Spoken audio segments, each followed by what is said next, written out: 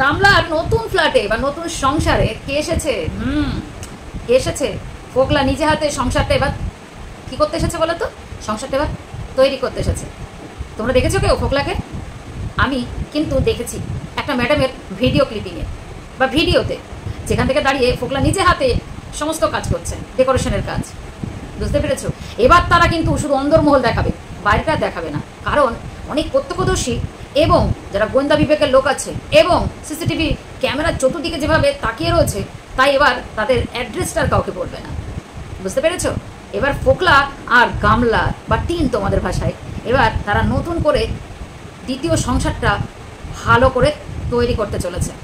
তাই ভগবান যেটা করে ভালোর জন্য করে। প্রথম সংসারটা না টিকলে কী হবে? সেকেন্ডটা তো টিকছে। তো চলো বিস্তারিত জানায়, সঙ্গে থাকো, পুরোটা দেখে তারপর কিন্তু কমেন্ট করে যেও। তোমাদের কমেন্ট আমার কাছে অনেক গুরুত্বপূর্ণ। ভালো থেকো। তো চলো, আর ভালো লাগলে কিন্তু অবশ্যই বলবো সাবস্ক্রাইবটা করে দিও।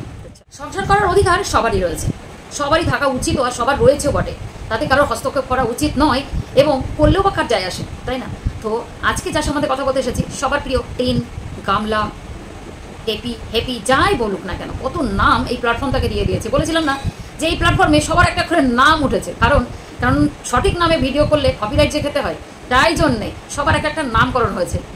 তো যাই হোক, এই যে মেয়েটা নিয়ে আজকে কথা বলতে যাব, সেই মেয়েটা একটা সংসার ছেড়ে আর একটা সংসার করছে, আর এই সংসারে সবার নজর পড়েছে। কেন নজর পড়েছে? কারণ হচ্ছে ওই যে বললাম, কেউ কারো ভালো চায় না। এইবার ভালো না যাওয়ার ফলে যেটা হয়েছে, প্রথম সংসার করতে গেল ফ্ল্যাট কিনেছে, খুব ভালো কথা। সেই পরিপ্রেক্ষিতে তারপরে যেটা ঘটেছে সেটা হচ্ছে অবশ্যই সবার নজর পড়ে গেছে, আর সবাই সেখানে তদন্ত কমিটি বসিয়ে সেখানে সিসিটিভি ক্যামেরা রেখে দিয়েছে। আর যেই সিসিটিভি ক্যামেরা রেখে দিয়েছে সমস্ত কিছু ধরা পড়ে গেছে, আর বেচারি গেছে ফেসে, এই টিন এসে গেছে। সিসিটিভি ফুটেজ আর গোয়েন্দা যদি বাড়ির চারিপাশে ঘুরে বেড়ায়, তাহলে যে নতুন সংসারটা করতে গেছে সেই নতুন সংসারের, কেননা সেটা তো অগোচরে করছিল, কারণ স্বামী থাকতে আবার যদি কারোরকে স্বামী বলে পরিচয় দিয়ে সে সংসার করতে চায়, তাহলে তো মার খেয়ে মরে যাবে। তাই সে কি করলো? তাই সে আবার সেখান থেকে বেরিয়ে এলো। বেরিয়ে আসাটাই স্বাভাবিক। কেন বেরিয়ে আসবে না? কেননা এত চোখের মধ্যে থেকে, বিশেষ করে মানুষের চোখ, তাই না? বিশেষ করে মানুষের চোখ, এটা কিন্তু কোনো সিসিটিভি ফুটেজ নয়, মানুষের চোখের থেকে খতরনাক চোখ। আর এই চোখ তার প্রথম ফ্ল্যাটে তার দ্বিতীয় স্বামীর সাথে সবাই ধরাধরি করছিল। বেচারি না সংসার করতে পারলো, না সেই ফ্ল্যাটে থাকতে পারলো। এখন যেটা ঘটনা ঘটেছে, সে লাভ মেরে এখন অন্য একটা ফ্ল্যাট নিয়েছে। কিছু মানুষ বলছে, দিদি দয়া করে এই ফ্ল্যাটের সন্ধান কিন্তু কাউকে দেখাবে না, এবং বাইরে যারা রয়েছে বা বাইরে কোনোভাবে ফুটেজ যেন এই ক্যামেরার সামনে না আসে। তুমি শুধু অন্দরমহল দেখাবে, বহিরাগত কিছু দেখাবে না, তাহলে কিন্তু এই সিসিটিভি ফুটেজ বা এই প্রত্যক্ষদর্শীরা বা তদন্তকারীরা তোমার কিন্তু আবার কিন্তু সংসারটা করতে দেবে না। কারণ একটাই, কারণ সন্দীপের সাথে তার যে ডিভোর্স হয়নি, আর সন্দীপের সাথে বা কৃষাণুর মাসে বর্তমান, এবং সন্দীপের এখনও প্রাক্তন কিছু হয়নি, তাই তাকে সবাই একটাই কথা বলছে, এই লুকোচুরি। আমার বক্তব্য হচ্ছে লুকোচুরি কেন? যদি কাউকে নিয়ে সংসার বাঁধতেই হয়, তাহলে তো একে ডিভোর্সটা দেওয়াই ছিল ভালো। তাহলে তো এত প্রত্যক্ষদর্শী, তদন্তকারী বা সিসিটিভি ফুটেজ এর এত ভয় পেতে হতো না। আমি জানি না এই কেন বা কিসের আশায় এখনও অবধি এই খেলাটা করে চলেছে। হ্যাঁ জানি আইনের পথে হয়তো অনেকভাবে বাধা আছে, কিন্তু যেহেতু কিছুদিন আগে সন্দীপ একটা আপডেট দিয়েছিল যে সমস্ত কিছু আশার আলো দেখতে পাচ্ছি, সমস্ত কিছু আবার ফিরে আসবে, এটা যদি হয় তাহলে কি করে হয়, তাই না? তাহলে কি করে? এখন বক্তব্য হচ্ছে যেটা সব থেকে মন কেড়েছে, এই নতুন ফ্ল্যাটে কিছু মানুষ দেখলাম ভিডিও করেছে। আমি জানি না, আমার ভিডিওতে কয়েকজন এসে কমেন্ট করে, দিদি তুমি যেটা লিখেছো থাম্বনেল বা ক্যাপশনে, সেটা তো তুমি দেখালে না, বা সেটা তুমি উল্টো বলছো বা কিছু একটা, কিন্তু এদের কেন বলে না আমি বুঝতে পারি না। এরা দেখাচ্ছে যে দেখো ফ্ল্যাটে আবার কে ঢুকেছে, এই লোকটা কে, তার ছবি দিয়ে দিল, ভেতরে ঢুকে দেখাচ্ছে কেউ না, সে একজন ইলেকট্রিশিয়ান, এখন প্লাম্বার। এরা তা আমি বুঝতে পারি না, এদের তোমরা কেন কথা বলো না, আমি বুঝতে পারি না। যাই হোক, এখন ব্যাপারটা হচ্ছে নতুন ফ্ল্যাটে কাজ আবার শুরু হয়ে গেছে, আর একদল আছে 24 ঘন্টা ক্যাচাল যদি এই প্ল্যাটফর্মে দেখাতে পারে, তাহলে আর দেখায় কি? তার দাদা বৌদির সাথে তার সম্পর্ক খারাপ, তার মায়ের সাথে তার ঝগড়াঝাটি, তাকে এখন রাখতে চাইছে না, প্রতিনিয়ত বউটাকে দিয়ে খাটায়, এইসব একটা ঘটনা ঘটলে কত রকমের মন্তব্য, কত রকমের কন্ট্রোভার্সি শুরু হয়ে যায়, আর কত রকমের কন্টেন্ট ক্রিয়েটারের মাথায় কী বুদ্ধি উদ্ভব হয়, বলা বড় দুষ্কর।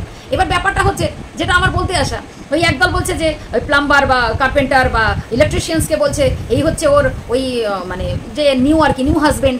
দেখো ফ্ল্যাটে আমরা কাকে দেখেছি, কে এসেছিল ফ্ল্যাটের মধ্যে গোছাতে, কিন্তু আদৌ সেটা না। সেকেন্ড হচ্ছে তার বাবা মায়ের সাথে তার এখন বনিবনাই হচ্ছে না, বাড়িতে একটা মেয়েকে কিভাবে রাখবে, কিভাবে সেই বাবা মা মানে একটা এরকম বিবাহিত মেয়েকে 24 ঘন্টা বাড়িতে বসিয়ে রেখেছে, কাজধর্ম কিছু করে না, ঠাম্মা কথা শোনাচ্ছে, ওদিকে একটা বউ পরের মেয়ে এত সংসারে লেবার দিচ্ছে, তাই না? মানে মানুষ এদিকে একটা গ্রুপ তৈরি হয়ে গেছে, মানে মানুষ পারে না এমন কিছু নেই। আবার একদিকে যেরকম তাদের মধ্যে কিন্তু এবার লাস্টের দিকটা যেটা আছে সেটার মধ্যে আমি আবার পড়ি, যেরকম ধরো আমি যেটা ঠিক সেটা ঠিক, অন্যায়টাকে অন্যায়, ভুলটাকে ভুল, যেটা ঠিক সেটা বলবোই, কিন্তু এইগুলো কেন বলছো? ব্যাপারটা হচ্ছে যে যদি ও সন্দীপকে না ছেড়ে যদি নতুন সংসার পাতার যে গল্পটা করছে সেটা করে থাকলে তো আইনের দিক থেকেও সে যেমন অপরাধী এবং মানুষের কাছেও সে অপরাধী। বিশেষ করে আমার কাছে সব থেকে বড় অপরাধী সে মা নামে কলঙ্ক। আমি সন্দীপের কথা ভেবে বা সন্দীপের এই যে সীমা, সন্দীপের যে কন্ট্রোভার্সি হচ্ছে বা কিছু ঘটনা, এগুলো তো আমার কোনো যায় আসে না, কারণ যায় আসে শুধু মায়ের দিক থেকে। আমি ওকে এই যে তোমাদের টিন, এই যে মানে কি ঢ্যামনা বলে ফেলি অনেক সময়, আরে গামলা। একটাই কথা হচ্ছে যে এই মেয়েটার একটাই দোষ আমার সব থেকে, বা আমার চোখে ও অপরাধী, সেটা হচ্ছে যে মেয়েটা একটা মা প্রথমত, আর সেই মা হয়ে সন্তানকে ছেড়ে যেভাবে থাকতে পারে, কষ্ট তার হয় ঠিকই, হয়তো প্রকাশ করে না, প্রকাশ করার ভঙ্গিটা তার আলাদা, কিন্তু আমার বক্তব্য সে ছেড়ে থাকে কি করে, আর ছেড়ে চলে বা কি গেল কি করে, এটাই হচ্ছে বড় কথা। প্রথম দিন থেকে এই প্রতিবাদ আমি করে এসেছি। আর এই পরকিয়া সত্যি কথা বলতে ভালোবাসাটা অপরাধের নয়, কিন্তু সেটা যদি নোংরা জায়গায় চলে যায় সেটা কিন্তু সত্যি খুব মানে কষ্টের জায়গা। তো একটাই কথা আমার আজকে বলতে আসা, যে মানুষের কে ভুলভাল বুঝিয়ে, যে কন্ট্রোভার্সি ক্রিয়েটাররা মানুষকে ভুলভাল বুঝিয়ে মানুষের দিক পরিবর্তন করার জন্য মানুষকে অন্য অন্য দিকে যাওয়ার চেষ্টা করছে, করো না। যেটা টপিক, যেটা মুদ্রা, সেটা নিয়ে কথা বলো। এবং সবথেকে বড় কথা, এই মেয়েটার যেটা আসল দোষ সেটা তোমরা দেখো। সংসার যদি ওর মানে একটা নতুনভাবে করতে যাচ্ছে, সেটা অন্যায়ের, সেটা নিয়ে কথা বলো। কারোর সাথে দেখলে সেটা নিয়ে কথা বলো। যেহেতু সে এখনও প্রাক্তনকে ছাড়িনি, তাই তার নতুন নিয়ে সংসার করা তার মানে তার বেআইনি অ্যাকচুয়ালি, সেটা নিয়ে কথা বলা যায়। কেন কথা বলা যায় না? এবার ব্যাপারটা হচ্ছে এই যে ভুলভাল মানে ভুলভাল তথ্য দিয়ে যে ভিডিওগুলো মানুষ বানাচ্ছে, সেগুলো প্লিজ মনে হয় বন্ধ করা ঠিক উচিত।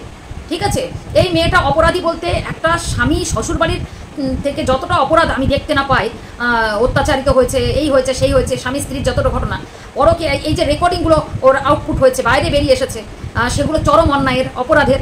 সব থেকে বড় ঘৃণ্য এই মেয়েটাকে আমি ঘেন্না করি। আর এই টিন, তোমাদের ভাষায় গামলা, একে আমি বেশি ঘেন্না করি এই কারণে যে বা এর হয়ে আমি এই কারণেই আমি প্রতিবাদ করি, বা এই কারণেই ওর হয়ে আমি অসভ্যের মতো আমি কথা বলি, বা ওর হয়ে কথা বলার একটাই কারণ, সেটা হচ্ছে যে এই মেয়েটা তার সন্তানকে ত্যাগ করেছে। সন্তানকে সেদিন ছেড়ে চলে গেছে, এক লরি ভর্তি জিনিস নিয়ে গেছে, সন্তানকে নিয়ে যায়নি। এটা আমি যতদিন থাকবো ততদিন এটা বলে যাবো। তাই আমি ওকে ঘেন্না করি, সেই জায়গা থেকে আমি ঘেন্না করি, একটা মা হয়ে একটা মায়ের জায়গা থেকে ঘেন্না করি। বুঝতে পেরেছো? এটাই হচ্ছে কথা। আর সেকেন্ড হচ্ছে যে এই যে ছেলেটাকে তোমরা বলছো দেখেছো, এ করেছো, ফোকলা ফোকলা ফোকলা, হ্যাঁ ফোকলার সাথেও রেকর্ডিং ধরা পড়েছে। ফোকলার মানে বিভ্রান্ত, কোথায় গুজরাটে গেছে প্রমোশনের কাছে মায়ের সাথে, সেখানে তোমরা বলতে চাইছো যে সেখানে ফোকলা গেছে, কিন্তু ফোকলা কিন্তু বাড়ি থেকে লাইভ করে দেখাচ্ছে। তো এই ভুল তথ্যগুলো দিয়ে বা যারা এগুলো না মজা নাও, আমি অবাক হয়ে যাই। প্লিজ এগুলো করো না।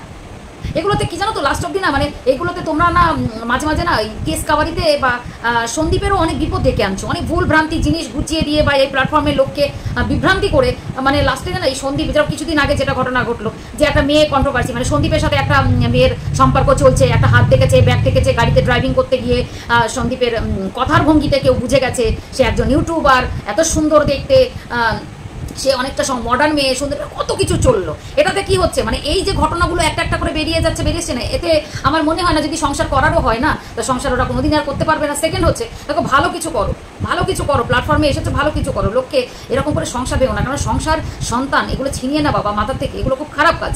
কিন্তু ব্যাপারটা হচ্ছে অন্যায়ও করেছে, অন্যায়। এবার সব থেকে বড় এখানে মেন হচ্ছে সন্দীপ। সে যদি সব কিছু মেনে নিয়ে সংসার করতে পারে বা করবে তো করুক, না করবে তো না করুক, সেটা তো পরের কথা, বা সেটা আইন বুঝবে আর তারা বুঝবে।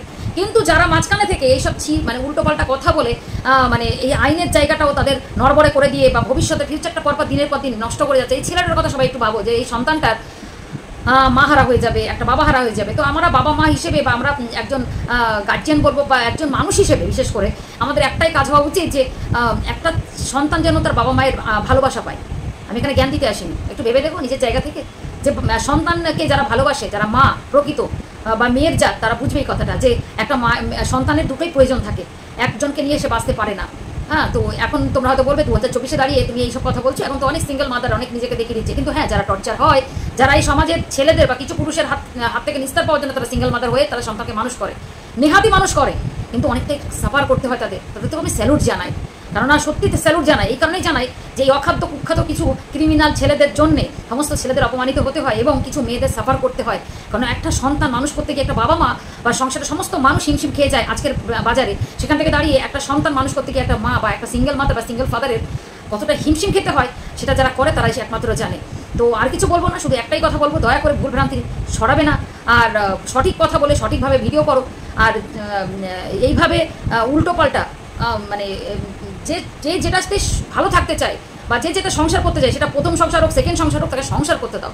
বা এইভাবে মানুষের পেছনে লাগা আমার মনে হয় ঠিক না, তাই না? আর তোমরা বলবে আমি কোনো রকমের এইসব করো, বললাম না করো কি একটা, আমি সাপোর্ট করতে আসিনি আর কোনো জ্ঞান মারতে আসিনি। শুধু একটাই কথা বলবো যে যদি ও ইনলিগালি মানে অন্য ছেলে এই ফোকলার সাথে আবার নতুন করে সংসার করতে চাই, উইথ প্রুফ তোমরা যদি দেখাতে পারো তাহলে তোমরা কথা বলো, অবশ্যই কথা বলো। কারণ এটা ঠিক নয়, এটা ভুল মেসেজ দিচ্ছে সেটা এই গামলা আমাদের সমাজকে।